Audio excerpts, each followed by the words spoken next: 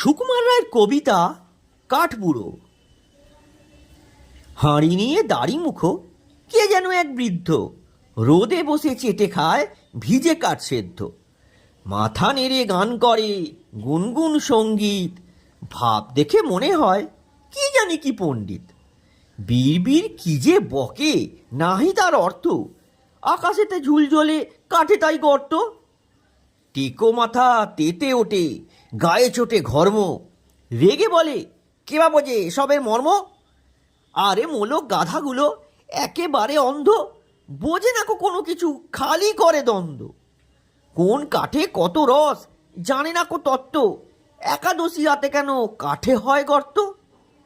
আশেপাশে হিজিবিজি আঁকে কত অঙ্ক, ফাটা কাঠ ফুটো কাঠ হিসাব অসংখ্য। কোন ফুটো খেতে ভালো কোনটা বা মন্দ, কোন কোন ফাটলের কীরকম গন্ধ। কাঠে কাঠে ঠুকে করে ঠকাঠক শব্দ, বলে জানি কোন কাঠ কিসে হয় জব্দ। কাঠকুটো ঘেটে ঘুটে জানি আমি স্পষ্ট, এ কাঠের বজ্জাতি কিসে হয় নষ্ট।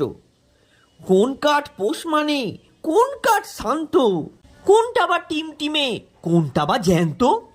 কোন কাঠে জ্ঞান নাই মিথ্যা কি সত্য, আমি জানি কোন কাঠে কেন থাকে গর্ত।